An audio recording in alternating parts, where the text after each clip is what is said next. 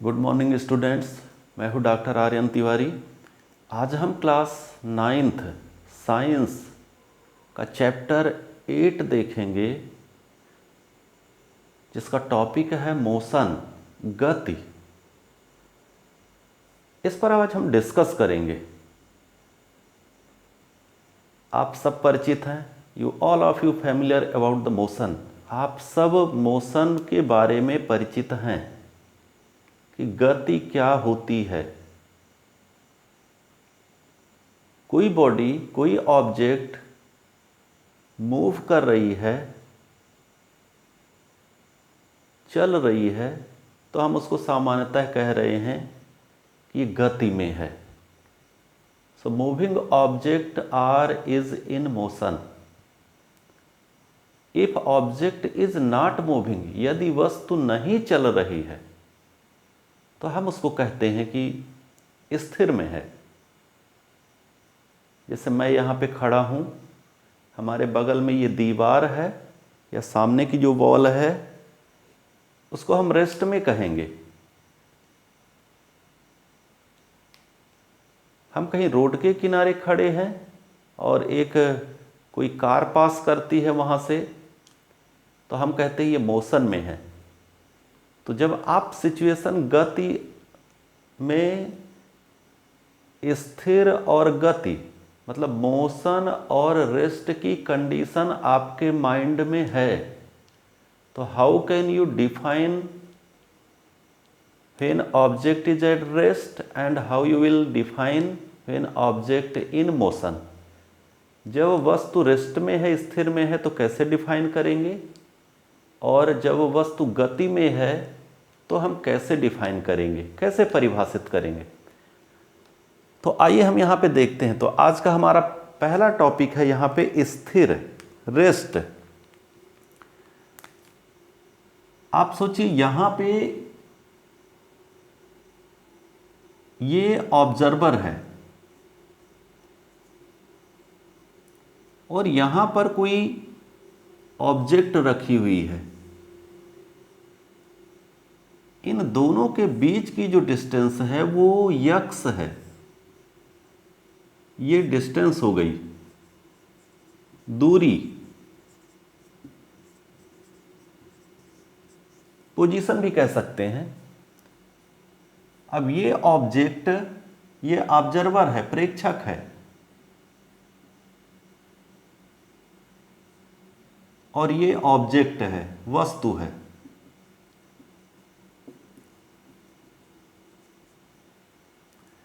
तो ये ऑब्जेक्ट यहां पर यदि पोजीशन चेंज नहीं कर रही है, डिस्टेंस इज नॉट चेंजिंग,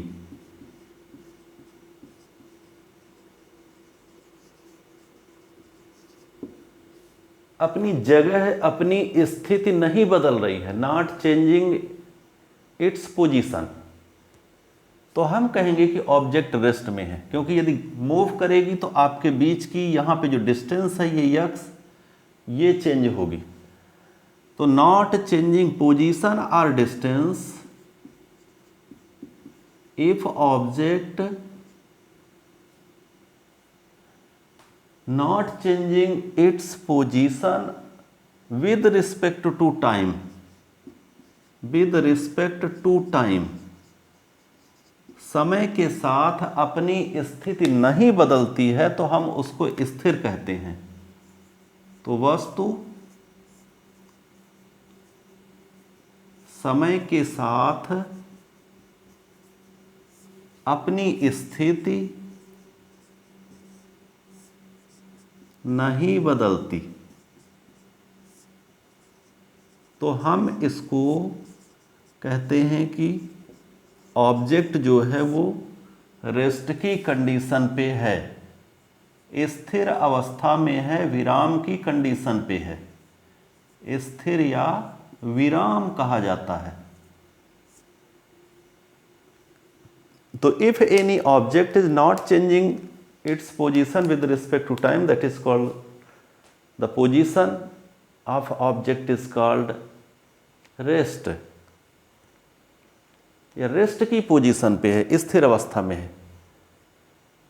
हमने अभी एग्जाम्पल दिया कि जो ये वॉल है, ये दीवार है, ये दीवार या बोर्ड है, हम यहाँ पे खड़े हैं, हम इसको देख रहे हैं, हमारे और इसके बीच की डिस्टेंस चेंज नहीं हो रही है, ना तो हम पोजीशन चेंज कर रहे हैं ना तो ये पोजीशन चेंज कर रही है।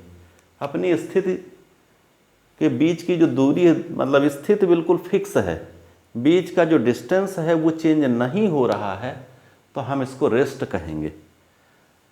तो ये आपको रेस्ट समझ में आ गया होगा। आप first point. Then what is motion? तो जस्ट अपोजिट इसकी डेफिनेशन, गति क्या है?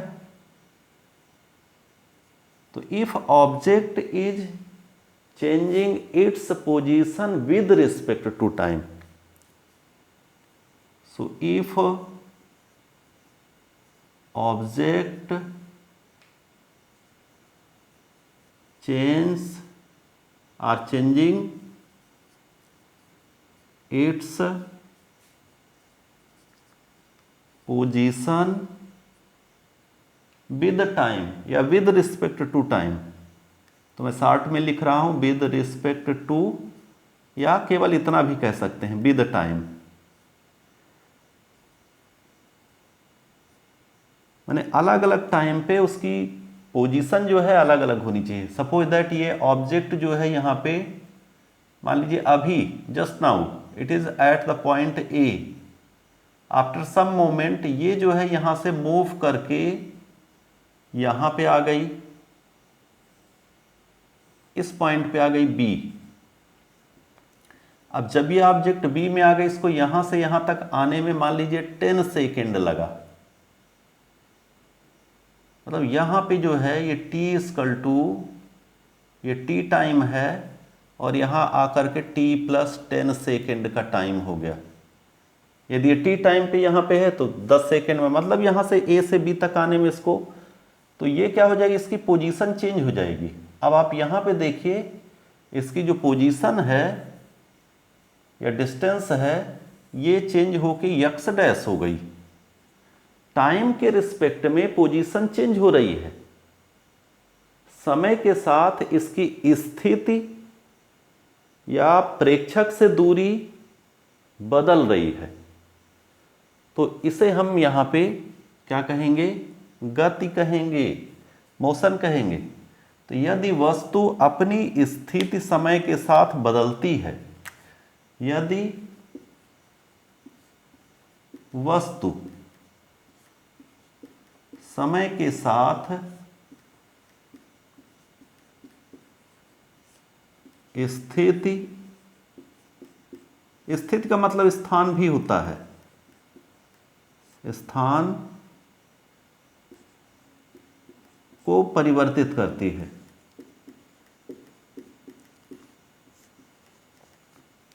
तो हम इसे, इस अवस्था को गतिकी अवस्था कहते हैं।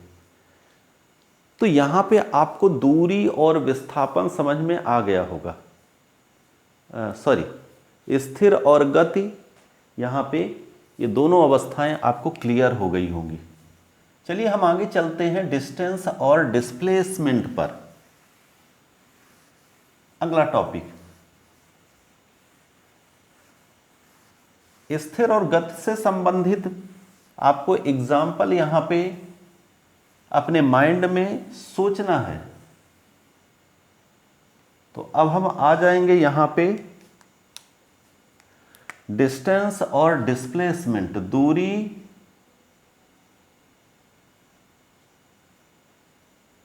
और विस्थापन पे, दोनों को एक साथ समझते हैं।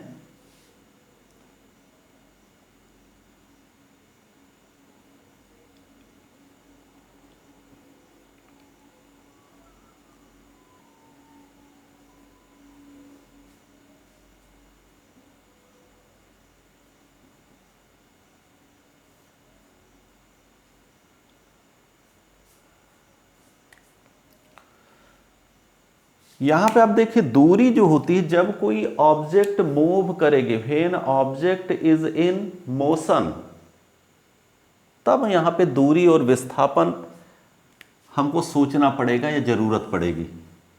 तो इफ ऑब्जेक्ट इज मूविंग, यदि वस्तु गति कर रही है, इफ ऑब्जेक्ट इज मूविंग और object is at condition of motion, गति कर रही है, वस्तु जो है वो गतिमान है,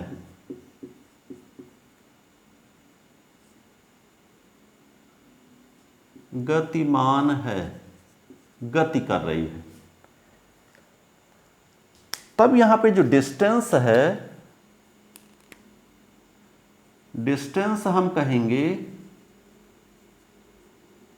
डिस्टेंस होता है माने दूरी, उस वस्तु के द्वारा तय की गई दूरी, रास्ते की लंबाई, उस वस्तु के द्वारा चले गए रास्ते की लंबाई, length of path of object, path length, जिस रास्ते से वो जैसा भी जाएगा, रास्ते की लंबाई,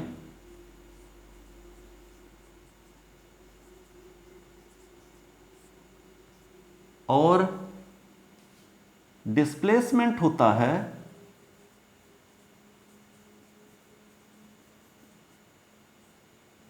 माने विस्थापन होता है।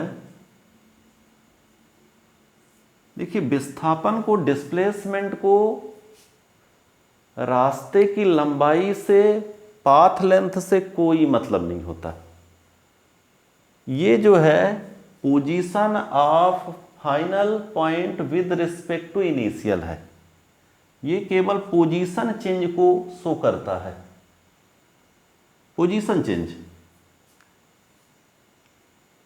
मतलब जहां से ऑब्जेक्ट चली, जहां तक पहुंची, उन दोनों के बीच की डिस्टेंस,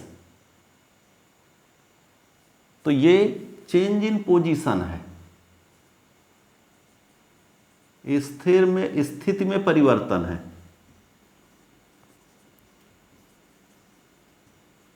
या इसको हम ऐसा कहें, position of object, final position of object with respect to initial position, तो स्थिति परिवर्तन है ये।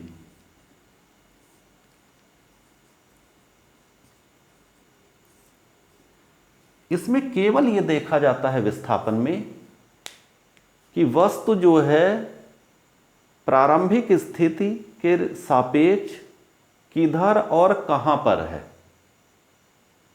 माने किस डायरेक्शन पर और किस पॉइंट पर है, इनिशियल पॉइंट के सापेक्ष। हम इसको एज अ एग्जाम्पल डिस्कस करते हैं एक उदाहरण से। सपोज दैट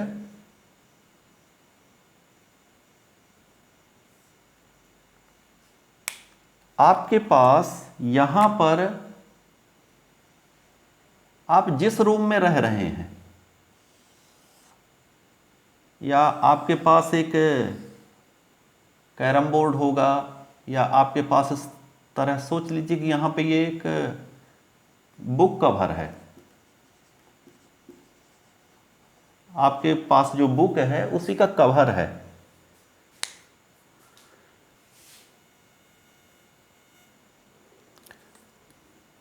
ये इस तरह से एक पेज है, यहां पे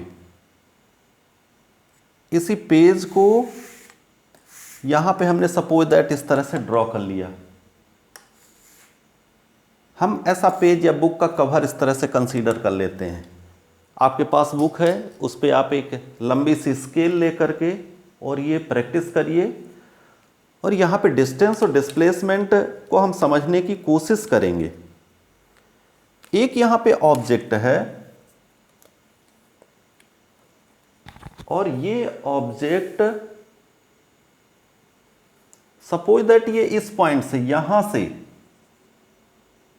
ए पॉइंट से ये चल रही है, और ये हम इसको 20 सेंटीमीटर पर ये हमने पॉइंट बना लिया, ये बी पॉइंट हुआ। ये ए से बी 20 सेंटीमीटर है। अब हम 90 डिग्री पर यहां पर हम 10 सेंटीमीटर और बना लेते हैं। ये सी पॉइंट हुआ जो 10 सेंटीमीटर पर है।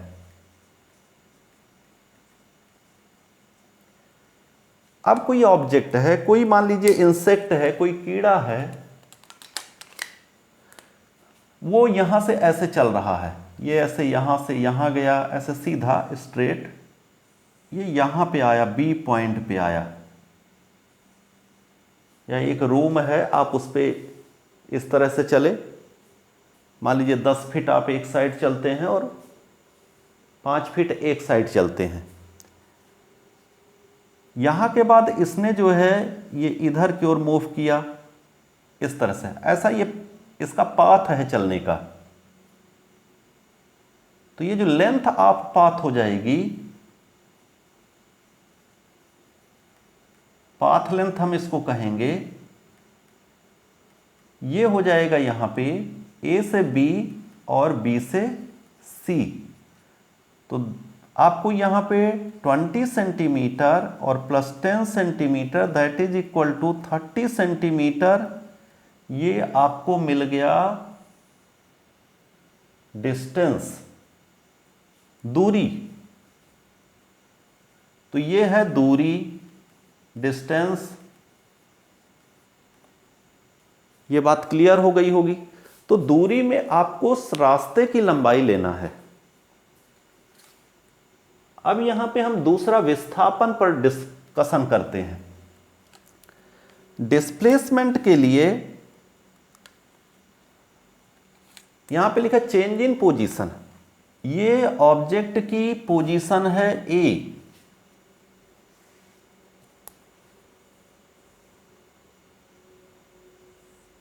तो फॉर डिस्प्लेसमेंट, विस्थापन के लिए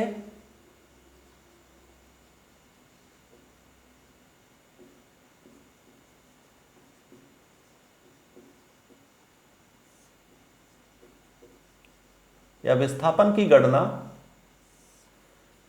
यहां पे क्या करना है, displacement D is equal to या स्मॉल डी,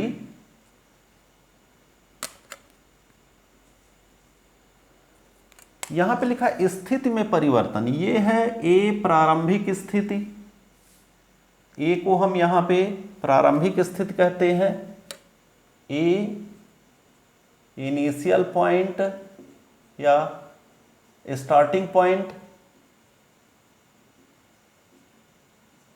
प्रारंभिक बिंदु, और बी है यहां पे फाइनल पॉइंट, अंतिम बिंदु, जहां पे ऑब्जेक्ट रुक गई, जहां पे गति उसकी खत्म हो गई, जहां तक हम उसके मोशन को कंसीडर किए। तो फाइनल पॉइंट, अंतिम बिंदु।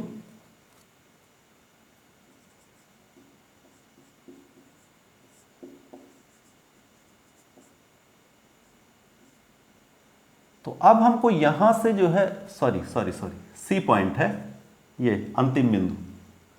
तो यहां से वस्तु ने गति को प्रारंभ किया, चलना प्रारंभ किया, और यहां पर आकर के वो गति खत्म करती है, रुक जाती है, या ए से सी तक की गति को हम मोशन को कंसीडर करते हैं। तो हमारा डिस्प्लेसमेंट हो जाएगा ए सी।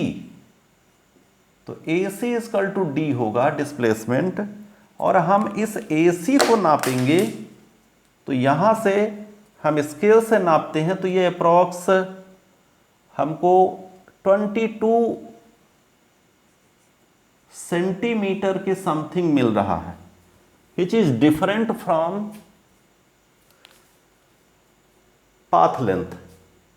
सो ये है डिस्प्लेसमेंट। हमारे इस एग्जाम्पल से तो आप यहां पे स्थित परिवर्तन को समझ गए होंगे। ये जो है यहां से यहां तक जो ये आएगा, इनिशियल और फाइनल पॉइंट के बीच की जो डिस्टेंस आएगी, डिस्प्लेसमेंट कैलकुलेट करते समय, विस्थापन की गणना करते समय, ये बिल्कुल भी पॉइंट काउंट नहीं किया जाता कि ऑब्जेक्ट कैसे चली है, किस रास्ते से चली है, वो जैसे भी चाहिए। जब हम डिस्प्लेसमेंट कैलकुलेट करेंगे तो केवल हम पॉइंट को देखेंगे, ए पॉइंट बी पॉइंट, मतलब जो भी हमारे इसीलिए यहाँ पे क्या है, चेंज इन पोजीशन है। तो यहाँ पे डिस्टेंस और डिस्प्लेसमेंट दोनों अलग अलग कॉन्सेप्ट हैं, दूरी और विस्थापन के तथ्य बिल्कुल अलग हैं।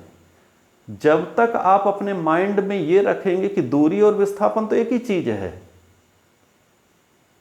तब तक ये हमेशा आपके माइंड में कंफ्यूजन रहेगा कि दूरी और विस्थापन कैसे कैलकुलेट करें, या आप प्रॉपरली कैलकुलेट नहीं कर पाएंगे। तो इसलिए आप यहाँ पे माइंड में सेट करिए, दिमाग में बैठाइए कि दूरी जो है, ऑब्जेक्ट वस्तु जिस रास्ते से जाएगी, जैसा भी जाएगी, वो टेढ़ा मेढ़ा या स्ट्रेट, उसी रास्ते की लंबाई यहाँ पे हम डिस्टेंस कहेंगे, दूरी कहेंगे।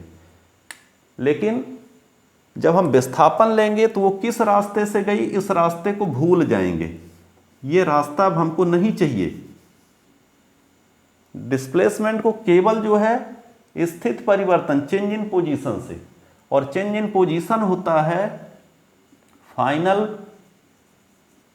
पोजीशन माइनस इनिशियल पोजीशन, आगे इसको हम और मतलब अंतिम बिंदु, और ये प्रारंभिक बिंदु।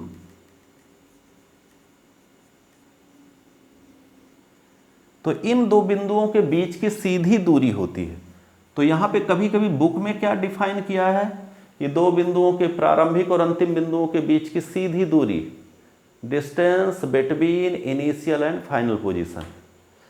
तो इसका कॉन्सेप्ट ये है कि यहाँ पे जो है ये स्थिति को दर्शाता है, स्थिति परिवर्तन को, वस्तु की गति को नहीं दर्शाता, मोशन को डिस्क्राइब नहीं करता, यहाँ पे स्थिति, चेंज इन पोजीशन को डिस्क्राइब करता है। तो ये जो लेंथ आएगी ये कहलाएगी यहाँ पे डिस्प्लेसमेंट। ठीक, तो ये आपको यहाँ पे बात क्लियर हो गई होगी कि डिस्टेंस और डिस्प्लेसमेंट क्या है। अब एक और छोटा सा एग्जांपल हम यहाँ पे ले लेते हैं ताकि और आपको क्लियर हो जाए।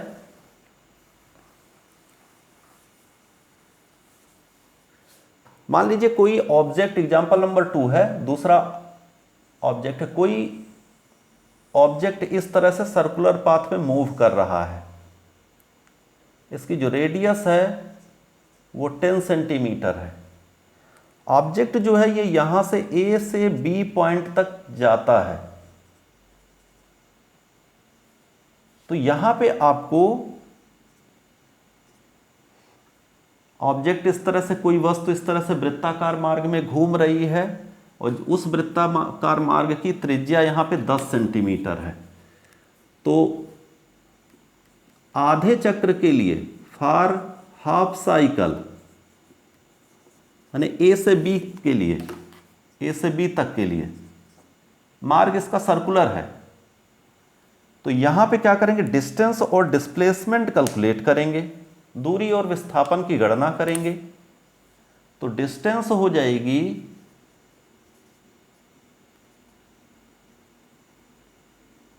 Circular path, length of semi circular path, क्योंकि हमने डिफाइन किया कि ये रास्ते की लंबाई, इस रास्ते को यहां से इतनी लंबाई लेना है, ऐसे इस तरह से नापते हुए। तो यहां से हम इस तरह से नापेंगे इसको, ये इस तरह से यहां से स्केल लगाएंगे और ऐसे ऐसे करके इसको नापते जाएंगे, इसी में इस तरह से ऐसे ऐसे, और ये करते हुए अप्रॉक्स ये जो है 30 सेंटीमीटर हो गया, और 30 के बाद 32 33 समथिंग आ रहा है। तो यहाँ पे आप, मतलब यहाँ पे सेमी सर्किल मतलब ये अर्धवृत्त की लंबाई लेना है, और अर्धवृत्त की लंबाई के लिए आप पूरी लंबाई 2 पाई आर होती है, जिसको परिधि बोलते हैं, सरकमफेरेंस, और इसका आधा करेंगे तो पाई आर। तो पाई यहाँ पे 3.14 इंटू 10 सेंटीमीटर, तो आपको यहाँ पे 31.5 सेंटीमीटर आ था। और मैंने आपको यहाँ पे ये हमारी 30 सेंटीमीटर की स्केल है और हम इसको सरकमफ्रेंस पे ऐसे चलाते जा रहे हैं, इस तरह से सरकमफ्रेंस पे इस तरह से। तो ये लगभग ये 30 सेंटीमीटर यहाँ पे हो गया इतना, और थोड़ा सा कम पड़ रहा, तो अप्रॉक्स हमको ये लेंथ मिल रही है, ये लंबाई मिल रही है। तो ये है डिस्टेंस, और डिस्प्लेसमेंट हो जाएगा, डिस्प्लेसमेंट के लिए ये है प्रारंभिक बिंदु इनिशियल पॉइंट और ये है अंतिम बिंदु। तो इन दोनों के बीच की दूरी है स्थित परिवर्तन। तो आपको ए से बी के बीच की दूरी यहां पे आप देखिए, ये 10 सेंटीमीटर का अप्रॉक्स हमने यहां पे लिया भी था, तो ये 20 सेंटीमीटर आ रहा है। तो डिस्प्लेसमेंट 20 सेंटीमीटर, मतलब ये आपको इसका डायमीटर लेना पड़ेगा। तो व्यास, तो इस तरह से आपको डिस्टेंस और डिस्प्लेसमेंट की बात समझ में आ गई होगी। तो थैंक यू स्टूडेंट्स, आज हम यहीं तक देखते हैं। हमारा ये 4 सब टॉपिक्स कंप्लीट हो गए हैं। हम अगले लेक्चर में हम 5th point describing motion, motion के प्रकार पर, गति के प्रकार पर डिस्कशन करेंगे। So all the best.